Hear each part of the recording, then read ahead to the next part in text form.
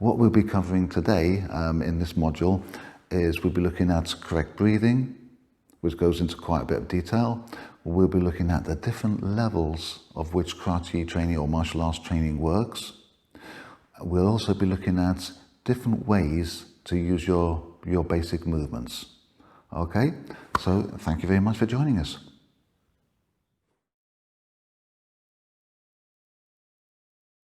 So first of all, I think it helps to have a little bit of a historical perspective, why so many of our martial arts that we know today have been dumbed down compared to what they used to be and how they was originally designed to be. If we start with Japan, for about 200 years, Japan isolated itself from the rest of the world. It refused to trade, it refused to allow foreigners on its shores, and it was literally a feudal system where the ruling shoguns had absolute power. The main weapons of war was the sword, the katana, and bows and arrows, and it was feudal in every sense of the world. Then in 1853, the American fleet forcibly opened up Japan at cannon points to make them trade with the rest of the world. That was a huge humiliation for the shogun. It led to civil war. It led to both sides clamoring for Western weapons to help them win that civil war. In 1967, the emperor was reinstituted as the main leader of Japan. So when you look at a society up until the late 1800s, the samurai was the master of war. And then a few years later, you get raw recruits with a few days training with a rifle, and they can take out a samurai with 40 years experience. Now, to get a feel for the mindset of the time, I would suggest you have a look at the film The Last Samurai with Tom Cruise. It is a work of fantasy and there will be a few historical liberties, but it helps you to get the mindset.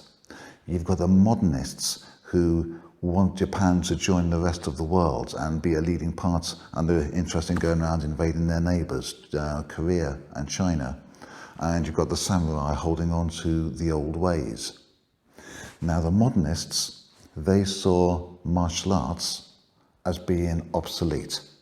Like I say, the raw recruit with a couple of hours or a couple of days training, taking out a samurai with 40 years experience. It was a bit of a no-brainer.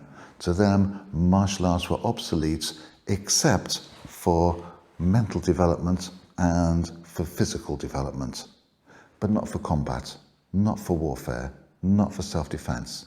Japan was more interested in bullets, bombs, warships, taking all these things in from the Western powers and modernizing very, very fast.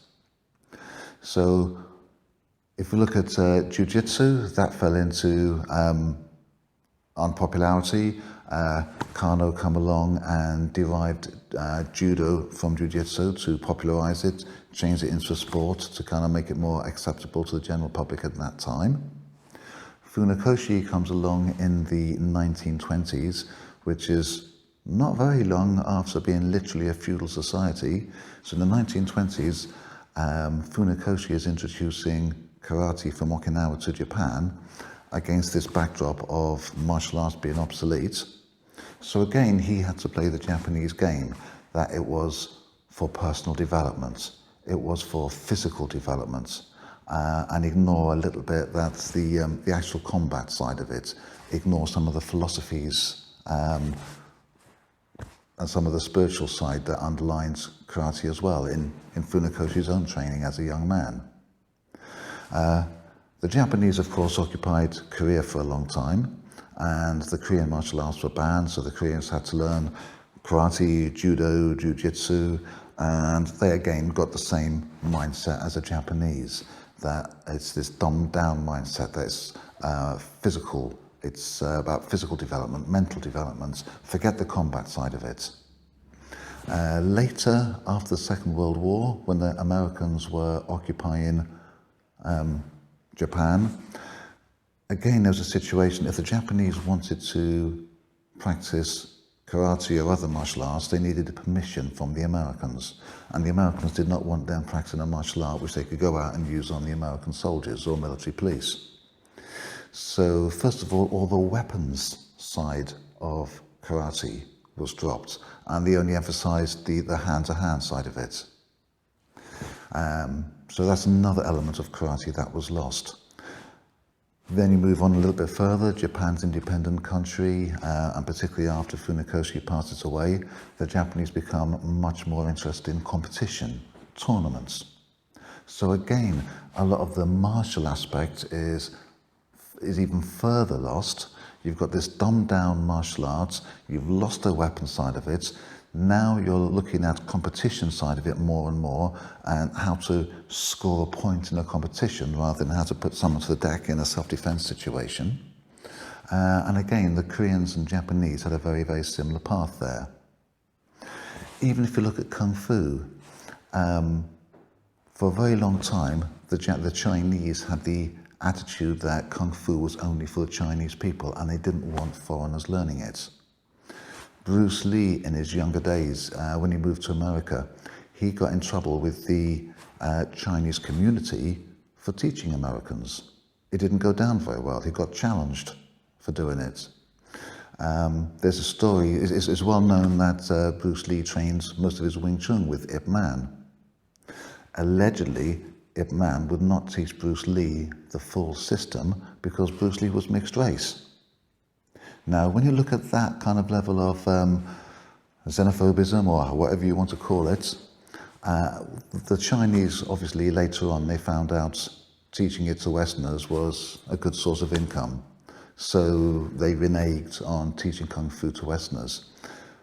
But I think it's safe to say that a lot of them wouldn't have taught the full system to us. A lot of them would have taught a dumbed-down version as well. There will be exceptions, but a lot of martial arts as taught in the West will have been dumbed down compared to their original Chinese Okinawan roots. However, a lot of people have gone back to, shall we say, reinvent the roots. Some people have gone back to Okinawa to look at how the Okinawans train and what the original meanings may have been.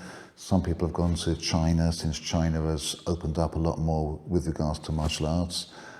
During the Cultural Revolution, martial arts were again banned in China, so a lot of the top masters fled to Hong Kong or Taiwan, and they actually become kind of centers of excellence for realistic Kung Fu. So again, they was quite westernized countries and mixed with the West, integrated with the West quite well. So over the years, more knowledge has come out. But I think we have to accept that a lot of our martial arts have been dumbed down. There is shall we say, a renaissance looking at going back to the roots to find out what things was actually for.